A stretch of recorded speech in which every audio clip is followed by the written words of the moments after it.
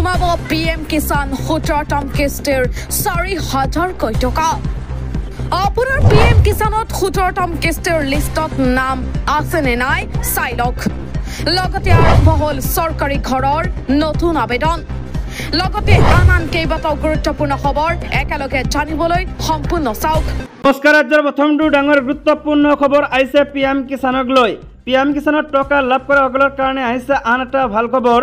যদি আপোনালোকে 16তম কিস্তিত টকা লাভ কৰিছে তেন্তে 1 বা 2 দিনৰ ভিতৰতে লাভ কৰিব 17তম কিস্তিত টকা।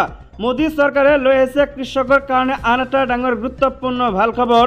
তৃতীয়বাৰৰ বাবে প্ৰধানমন্ত্ৰী হোৱাৰ পিছত নৰেন্দ্ৰ মোদীয়ে কাৰ্যালয়ত উপস্থিত হৈ প্ৰথম বৃহৎ সিদ্ধান্ত গ্ৰহণ কৰে। তেওঁ সোমবাৰে কাৰ্যালয়ত উপস্থিত হৈ প্ৰথমে প্ৰধানমন্ত্ৰী কিষাণ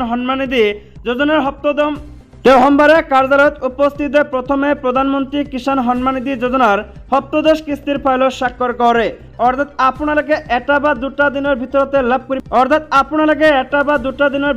লাভ কৰিব 17তম কিস্তিৰ টকা। PM কিষাণৰ যিসকল কৃষকে টকা পূৰ্বতে লাভ কৰিছে তেওঁলোকে পুনৰবাৰ লাভ কৰিব টকা। চৰকাৰৰ প্ৰধানমন্ত্ৰী কিষাণ সন্মান নিধি যোজনাৰ অধীনত 2,000 টকাকৈ বছৰে 6,000 টকা প্ৰদান কৰা হয়।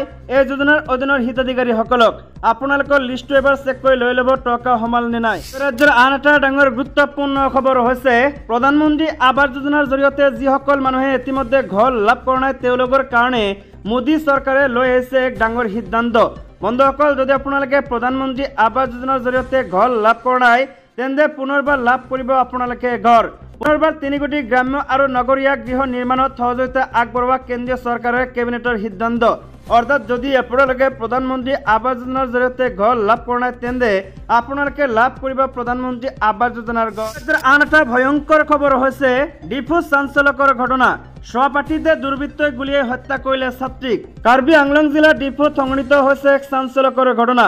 ডিফু পৌৰসভাৰ 12 নং ৱাৰ্ডত সোমবাৰে নিশা প্ৰায় 1 বজাত এগৰাকী 23 বছৰীয়া ছাত্ৰীক দুৰ্বৃত্তই গুলীয়াই হত্যা কৰে। জানিব পৰা মতে যুৱতীগৰাকীৰ ঘৰৰ বেৰৰ তলত দুৰ্বৃত্তই হিন্দী কান্দি প্ৰৱেশ কৰি হুকুৰী 30P নামৰ যুৱতীগৰাকীক হত্যা কৰে। এই ঘটনাই সমগ্ৰ কাৰ্বি আংলং জিলাত তীব্ৰ চাঞ্চল্যৰ সৃষ্টি কৰিছে। উল্লেখযোগ্য যে কাৰ্বি আংলং জিলাৰ ডকমগা থানাৰ অন্তৰ্গত ডেনগাঁৱৰ বীৰবাৰ অঞ্চলৰ ছাত্ৰীগৰাকীয়ে উচ্চ শিক্ষা লাভৰ বাবে ভগ্নী দুগৰাকীৰ সৈতে ডিফুত বসবাস কৰি আছিল। ডিফুত অধ্যয়ন কৰি থকা ছাত্ৰীগৰাকীক নিশাৰ ভাগত দুৰ্বৃত্তই কি কাৰণত এই অমানসিক হত্যাকাণ্ড সংঘটিত কৰিলে সেই বিষয়ে ইতিমধ্যে জানিব পৰা হোৱা নাই। অৱশ্যে এই সন্দৰ্ভত ডিফু আৰক্ষীয়ে দোষীক গ্ৰেপ্তাৰ কৰাৰ বাবে জোৰদাৰ তদন্ত অভিযান অব্যাহত ৰাখিছে। আহিছে আন এটা ডাঙৰ গুৰুত্বপূৰ্ণ খবৰ। লোকসভা নিৰ্বাচন 2024 ৰাষ্ট্ৰীয় ৰাজনীতিত হিমন্ত বিশ্ব শৰ্মা উজলিল ঠিকেই, পিছে কি লাভ হ'ব অসমৰ? মধ্যপ্ৰদেশ উৰিষ্যাক বাদ দিলে অসমৰ 14খনৰ ভিতৰত 11খন আসনে পোৱাটো আমাৰ বাবে ডাঙৰ সাফল্য আছিল। দিল্লীয়ে এইবাৰ নিৰ্বাচনত অসমত আমি 8ৰ পৰা 9খন আসন দিব পাৰিম বুলি ভাবি আছিল।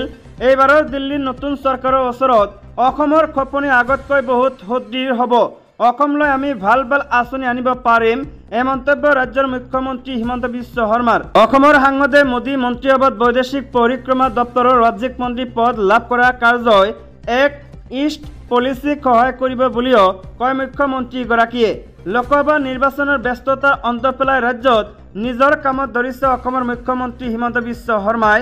অসমৰ মুঠ 14খন লোকসভা আসনৰ ভিতৰত 11খনতে জয়লাভ কৰি বিজেপি মিত্ৰজোঁটে লোকসভা নিৰ্বাচনত অসমৰ মুঠ 126টা বিধানসভা সমষ্টিৰ 95টাতে বিজেপি মিত্ৰজোঁটে অগ্ৰগতি লাভ কৰে। এইবাৰৰ লোকসভা নিৰ্বাচনত ৰাষ্ট্ৰীয় পৰ্যায়ত চৰ্চাৰ শিৰোনামত থাকি অধিক আত্মবিশ্বাসী হৈ পৰা অসমৰ মুখ্যমন্ত্ৰী হিমন্ত বিশ্ব শৰ্মাই বিজেপি মিত্ৰজোঁটে অসমৰ 14খন আসনৰ ভিতৰত 11খন লাভ কৰা বিষয়টোক লৈ আজি যথেষ্ট সন্তুষ্টি প্ৰকাশ কৰে।